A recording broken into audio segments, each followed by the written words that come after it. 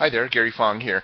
And if there's one real big lesson to learn, actually two big lessons to learn from the photographer who got threatened by the attorney client, which that story's far from over, but there's two obstacles that you can avoid to avoid the same fate. Number one is if you're going to do a shoot to burn, like you're going to just shoot the images and hand over the disc, make sure that you take out all of the bad photos, because what happens is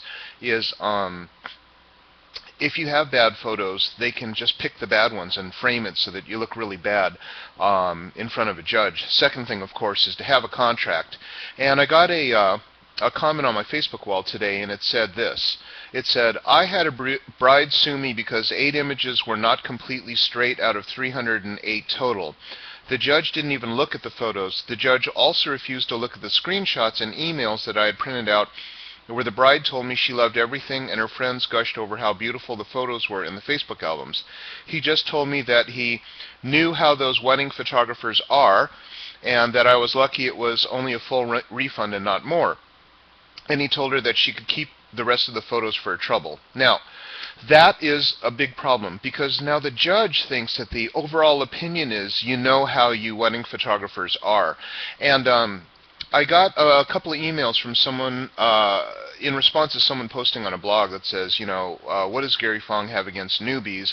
Why is he so against newbies? Many of you know that, I mean, I've talked to you on the phone, or I've you know, gone out of my way to help you with your camera settings or everything. I'm all about newbies. I'm all about protecting newbies from predators who are greedy and want your newbie money by tricking you, inspiring you into thinking that you can have a rock star income with, you know, just in an instant. And it's not that way in the real world. And what I'm trying to do is I'm trying to prevent you from getting hurt, which is why I wrote this book. That's not a shameless plug. I'm going to use it as a reference. So let's talk about the contract, because this lady had gotten sued because 8 of her images were on a tilt, like an oblique tilt, and she literally got sued, and the judge gave her all her money back. So if you have my book, turn to page 92 where we talk about the contract. Now, it's not legal advice. Basically what I'm saying is what I did in my contracts over the years, and one of the most important clauses on there was the definition of a usable image. Now, the definition of a usable image is really important, because you can say anything is a bad image, right? You can say, oh, I didn't like the color, I didn't, you know, like whatever. So in the contract, I literally define on the agreement what I will say is usable image, and they are by criteria. Number 1, the photo is in focus. Number 2, the photo is properly exposed so that you can see highlights, details, and mid-range tones, which is, of course, something that needs to be explained to the layperson, and is not in focus, exposed properly, and gosh, I forgot what the third one was. Well, anyway. Define what you say is your usable image. That way they can't just subjectively say, I wasn't smiling in any of them, Your Honor, and I want all my money back. Make sure that it says, there's a little part of your contract that says definition of acceptable image or usable image, and that would, of course, say that it's in focus, it's properly exposed. Oh, and the colors, the flesh tones are believable. And that's basically it. So if the flesh tones aren't blue or green or magenta, the photograph is in focus and it's properly exposed, where you can see the highlights and the shadow detail.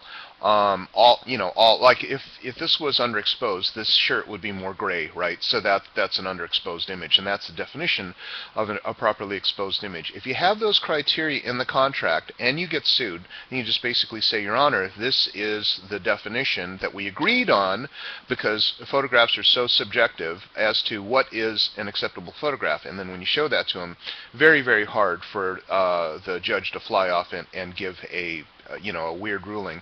But that really does concern me that the judge said that you know how you wedding photographers are. So here's my point.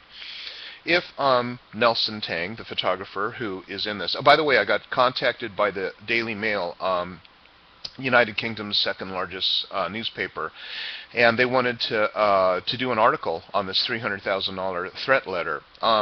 Nelson is going to go ahead and speak to his attorney to see if he can, if it's safe to speak with a reporter, at which point he's considering putting the images that he took on the internet so you all can see. Like I said, he did a great job.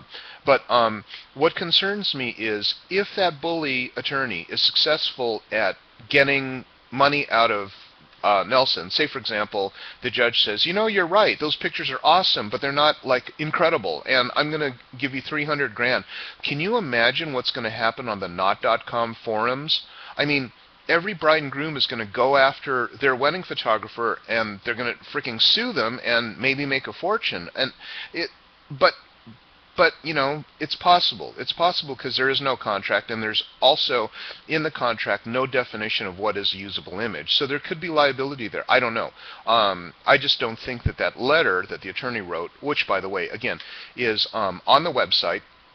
It's at soyouwannabearockstarphotographer.com. No spaces, and I've put up images of that letter so you guys can see it. Anyway, thanks for all the comments. I know that the video's gone viral, and it should. These things, they need to be out in the open, and they need to be discussed, or else if they're not said, then it's the Wild West out there, and it really is the Wild West in terms of photographers, wedding photography. There's no standards, and there's basically, it's just kind of like running amok. So discussion like this, when you retweet it and things like that, more people get involved, it's very important. Anyway, thanks for listening.